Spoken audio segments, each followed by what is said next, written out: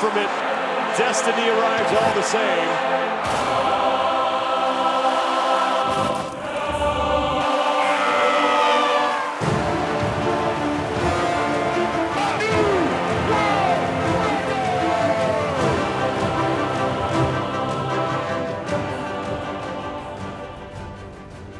Hi, everybody. Welcome to the Rogue Iron Game as we get you set for the 2020 Rogue Invitational. Second day of competition, just 3 events remain before we crown a champion. I'm Sean Woodland, being joined by Chase Ingraham and Margaux Alvarez. Day 2. Looking back on day 1, though, we'll start with you, Margaux. How did things play out actually on the competition floor as opposed to how you thought they were going to play out? They played out pretty similar. I kind of had an idea of who was going to be at the top. I know I stated my picks were Pat and T in the beginning, and so seeing them up top, again, it's what I expected. I was also kind of unaware of how it was going to be with some people coming back, specifically Laura and Cara, but they are up there on that top 5 spot. And so, again, what I imagined and what actually happened is pretty similar to what I had anticipated, so I think I'm on the right path. From looking back now to looking forward, Chase, what are you looking forward to seeing today? We have a lot of great variety of events coming up. We got a strength event, a chipper, and a classic CrossFit 21-15-9. So we thought yesterday was exciting. We are in for a fun day 2. Well, as we head into the second and final day of competition, on the men's side of things, the guy that many people thought would be winning this thing after 3 events is indeed in the lead, and that is Pat Vellner. And yesterday, Chase, he had an extremely impressive and a very steady and consistent performance throughout those 3 events. Yes, he did. The Night King is laying waste to the 7 kingdoms currently with that substantial lead over the rest of the field, and it was all due to his consistency from event 1 to event 3, even that double scored event in the middle. And what I've really enjoyed is seeing the way he approaches competition these days is nothing really rattles him, and he's super consistent. Here's a look at your overall standings for the men. Pat Vellner with a 55-point cushion over second place Jacob Hepner. Noah Olson currently sits in 3rd. Chandler Smith, though, just 10 points back. Adrian Moonweiler, 15 points back. And BKG, he is in 6th place and well within striking distance of a spot on the podium. Margaux Alvarez caught up with Pat Vellner following event 3 yesterday. How is it going to be going into the next day? What are you going to do to recover, to rest up, refuel for day 2? One of the plus sides for us being earlier on Pacific time is I've got a lot of day left today, so I can take some time. You know, it's like 1 o'clock here in the afternoon, so we've got a lot of time to, eat and recover and do anything we need to do, get some body work done. I think today was the beatdown day, looking at the programming. Mm-hmm. Tomorrow is going to be more about who can tolerate that soreness from today and still execute well. So I think, with a heavy lift in the morning, that's going to test to see how people feel and how their nervous system is reacting to today. And then, a lot of posterior chain loading, a lot of arm loading today, a lot of grip. So seeing how people tolerate that in a long chipper, and it's just going to be a bit grueling tomorrow, but I think the damage was done today, and it's going to see how people recover and tolerate that tomorrow. So it'll be exciting. I mean, we're more than halfway through the weekend now, so just try to keep put one foot in front of the other. Well, you did amazing today. Congratulations on a solid day 1. We look forward to having you come back for day 2. Thank you. It'll make it easier to sleep tonight, that's for sure. Yeah, good luck out there. Thanks a lot. Thanks. Pat Vellner leading the competition really is no surprise, but let's talk about what was a surprise, and I'll start with you, Chase. What stood out to you on day number 1? I think it was actually Jacob Hepner, because coming in, we didn't talk much about him. There's a lot of Noah and there's a lot of Pat, and deservedly so. But until things unfold on the competition floor, you really start to get a better idea of kind of what's going on. So for the good side, I liked where Hepner is sitting 2nd overall. On the flip side of that is kind of actually where Lucas Hogberg is sitting, and it's near the bottom of the leaderboard. I'm very surprised of Lucas after day number 1. Margaux, what about you? What stood out to you about the men's competition after 3 events? After 3 events, I've seen the consistency with Pat. Knowing, again, kind of going into it, I knew he would be at the top. But just seeing how they were going in each event, being able to be consistent at the top, specifically Pat, like Chase kind of spoke to that. And then obviously having Jacob at the top as well, maybe not seeing him in competition and recent competitions or recent events, so seeing him be able to fight for that spot and be in those 1-2 spots is pretty cool after first day. So things going more or less as expected on the men's side of things, and they're pretty much going as expected on the women's side. TOOMEY comes into day number 2 with the overall lead, but much tighter on top of the overall leaderboard. But, man, after event 1 and the performance we saw from TOOMEY here, Margaux, it looked like she was going to run away with this whole thing. Yeah, it was incredible watching her consistency in that first event. It was her 5th career Rogue Invitational win. So seeing her just be so methodical in her execution, seeing that consistency of that reverse or that chin-up style grip for those pull-ups, and having her just come out there where she just felt so good. She wasn't really looking like she was super challenged. Obviously, it was a very challenging workout for all the athletes, but she proved that she's been able to continue and keep that consistency at the top, and having her have back-to-back finishes from that first event to that second event, 2-8, was awesome. Well, these are your overall standings as we head into the second and final day of competition. TOOMEY with just a 25-point lead over Jamie Simmons. Sarah Sigmundsdottir, who finished second to TOOMEY at this event last year, she is in third. And Cara Saunders, who is doing most of these events in the middle of the night, she sits in 4th place. And Laura Horvath, welcome back to her, 285 points, has her in 5th place. So what stood out to you guys here on day number 1 on the women's side of things? Because same story as the men, more or less as expected.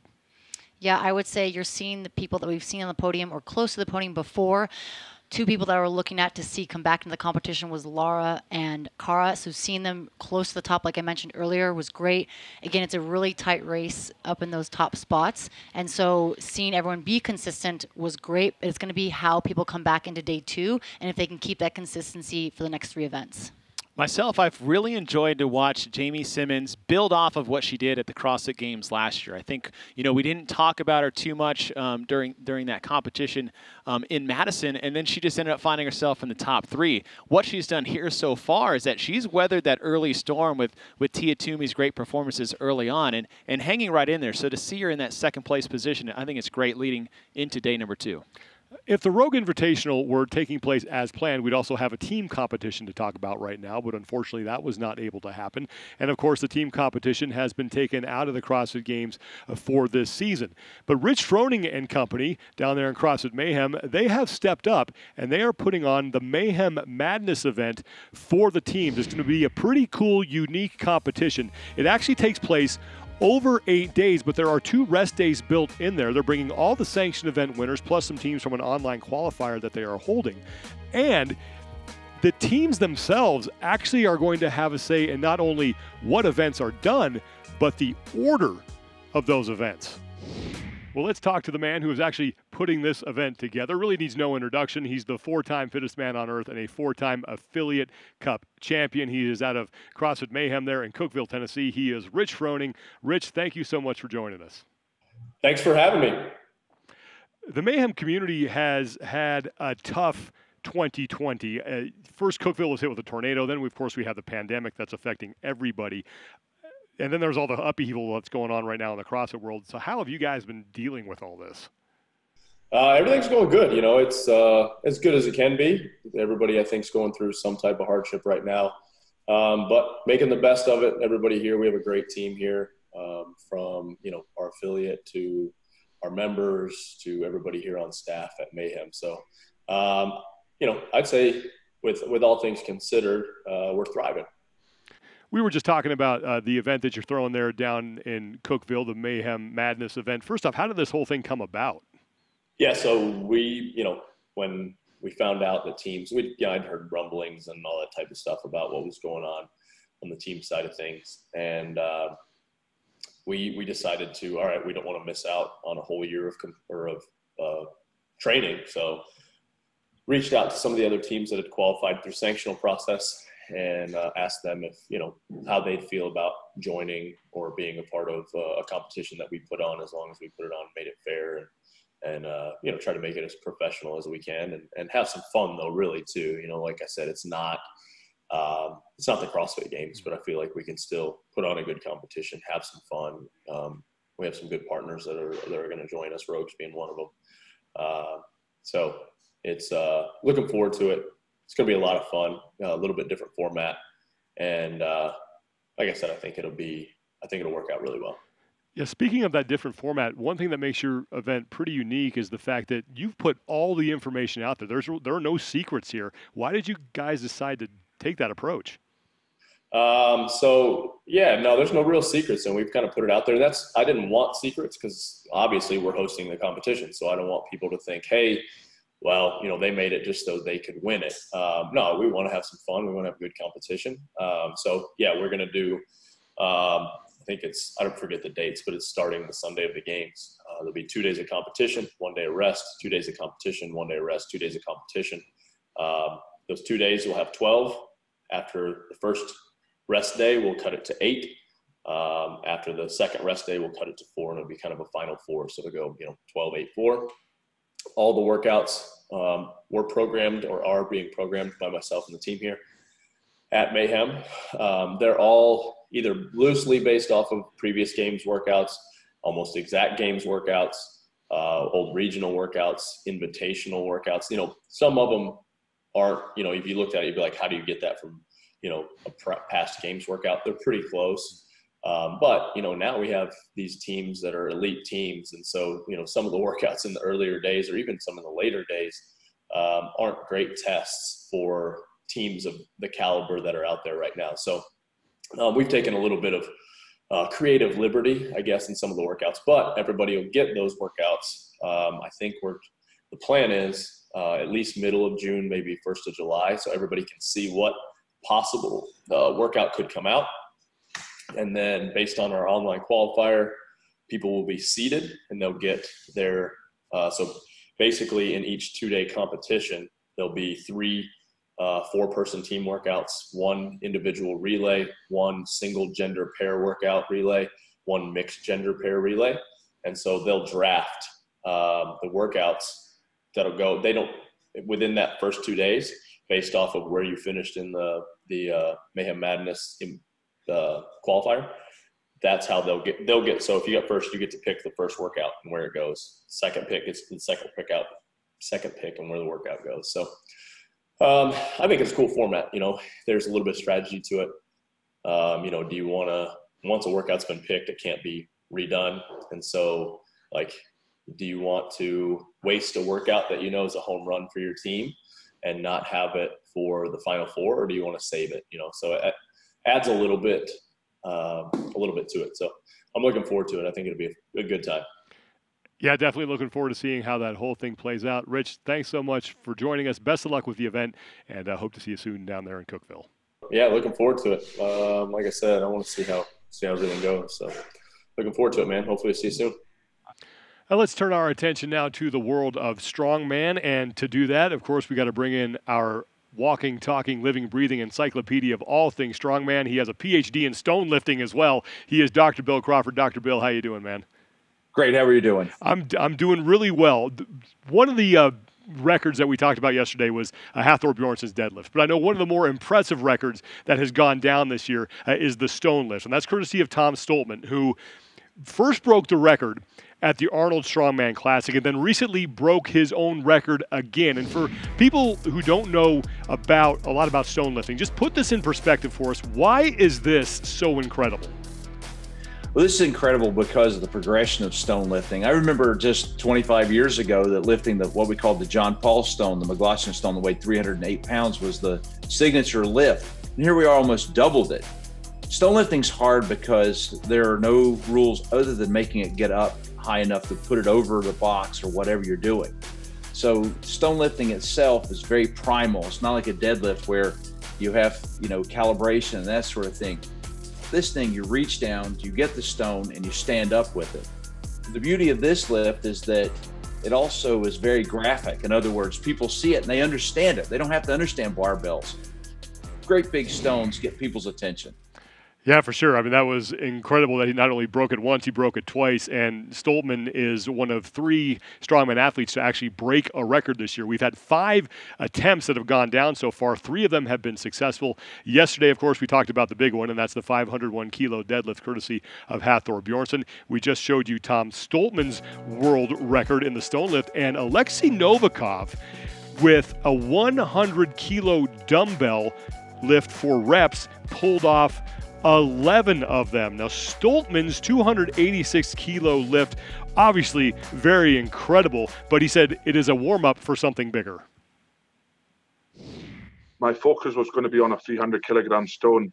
Then I just started training for it. So I think it was like 10 weeks to train. Yeah, so the improvement I made in kind of 2 months was quite big, and I can do heavy stones. So I'm going to be doing it in the gym anyway. So why don't I just do it in front of thousands of people online and, maybe get some money for it? And that's what I did. And it's just what everybody wants to see.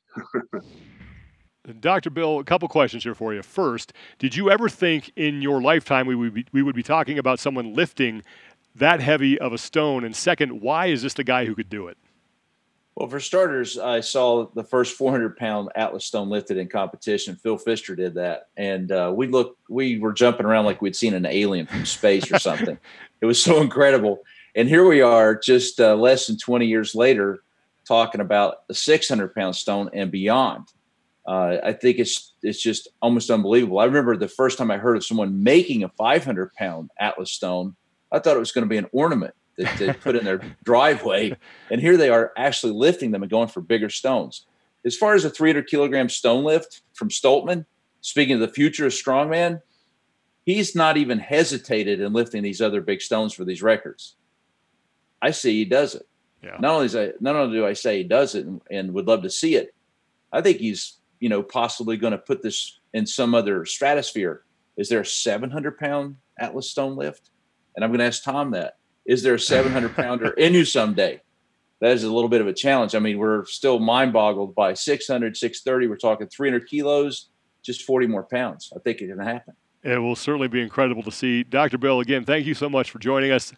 Stay safe there in North Carolina, and we hope to see you soon, my friend. Thank you, Sean. It's great to be here. Let's turn our attention now to the world of powerlifting, and joining me now is the man with the first ever raw 1,000-pound squat. He is also the USAPL national record holder for the squat. He is Ray Williams. Ray, thank you so much for joining us today. A lot of things are up in the air with the pandemic right now, so how do you keep that competitive fire going when you don't have any competitions to train for right now? The competitive part, that's one of those deals that I feel like if you don't have that, then, it's just something that's within you. But as far as the state of powerlifting right now, a lot of people are, we're just in idle. We don't know what's going to happen. Everybody is training, and we don't even know if we'll be able to compete this year because, like right now we're at the mercy of the pandemic. So how have you adjusted your training with everything that is going on right now? Well, we have our own football facility, and I was lucky enough to be able to use one of the empty rooms to just basically bring my calibrated plates, get some rubber mats, and keep training. I haven't been able to do, my normal accessory stuff. So right now I'm limited to bands and dumbbells.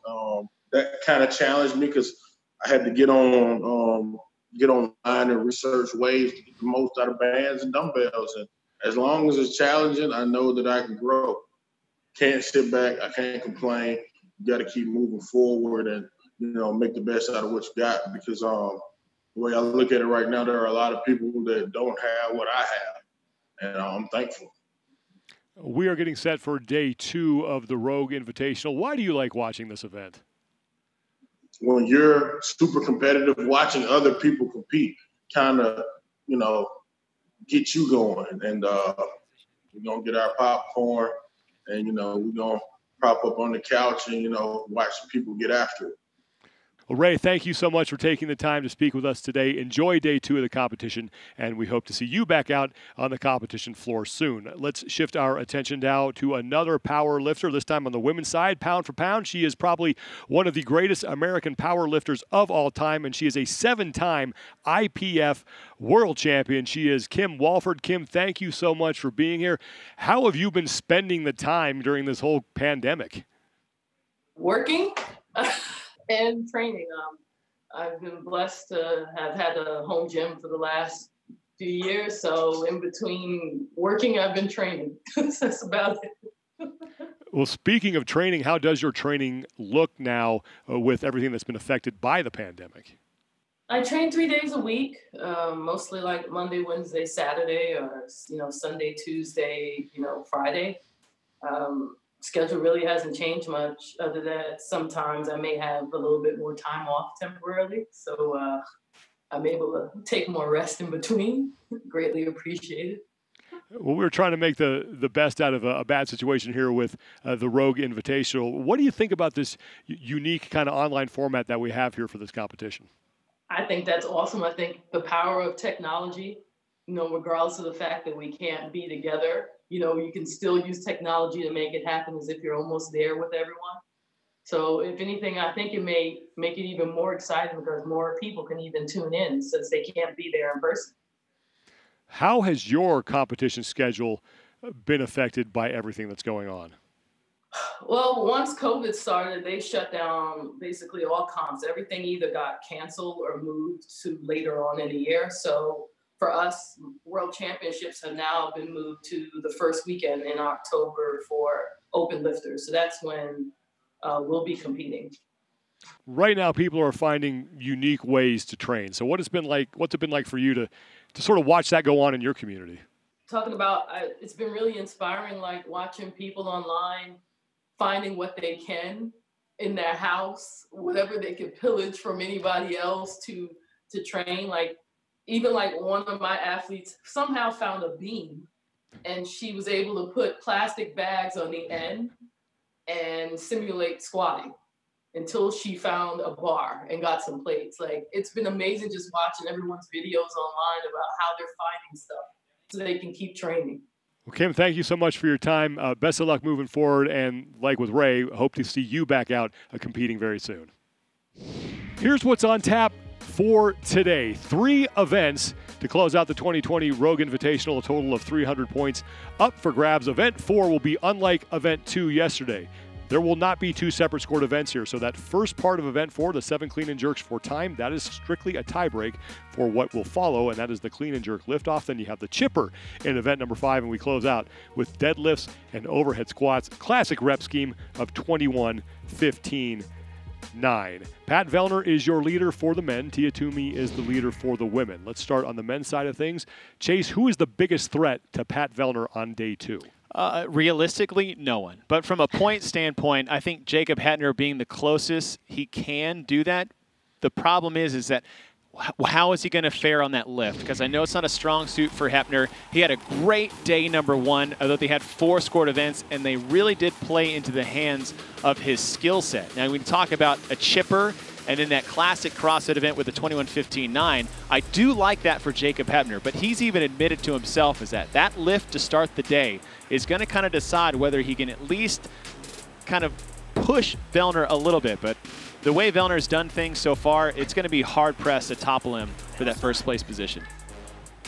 Jacob Hettner has been having a lot of fun with our cameras and also a lot of fun on social media. Definitely check out what he's been posting. Margaux, let's go over now to the women's side. Who does TOOMEY need to be keeping her eyes on? I would say Jamie Simmons. She's a very consistent athlete. She has great capacity across the board. She was on the podium last year, and I think since she's right underneath that top spot, that she can push Tia, and she could essentially take that spot away from her. So I know going into these next few events, I think event 5 and 6 are going to be great in terms of that capacity, being able to push that threshold, especially that last event, the 21-59. I think she's going to give Tia a good run for her money. Yesterday, I asked you two who you thought would win the competition for each division. So we'll start with you, Chase. On the men's side, I know who you think is going to win, but just to reiterate for everybody, give us that pick, and then who is going to join that person on the podium. I could see Vellner sitting on top of the leaderboard at the end of day number 2. I'm a little worried about Hettner's placing on that strength event. So waiting in the wings, Olsen looks good, and I wouldn't put out BKG as one of those guys that might sneak up in day number 2 to sit in that third place position. Margaux, on the women's side, who are your top 3? I would say it's going to be Tia, Jamie, and Sarah, and it might stay in the same order that it is now. It might change a little bit, but I still see those 3 on the podium.